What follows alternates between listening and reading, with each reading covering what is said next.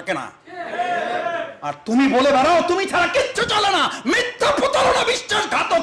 তুমি আত্মপ্রতারক। তোমার স্ত্রী তোমাকে কবরে নামানোর জন্য ব্যস্ত হয়ে পড়ে। তোমার সন্তান বারবার ইমামকে বলতে থাকে জানাজা দেরি করতে নেই। বলে আমি বলতে শুনেছি পুরো আমার চোখের সামনে, বাবার সামনে কফিনে দাঁড়িয়ে নিজের পুত্রকে বলতে শুনেছি, মাসুদ ভাই বক্তৃতা লম্বা করবেন না। কি নিষ্ঠুর দুনিয়াতে থেকে আপনি বলেন আমি ছাড়া কিচ্ছু চলে না। কি আত্মপ্রতারণায় শয়তান আপনাকে ফেলে রেখেছে। কি আত্মপ্রতারক বেঈমান।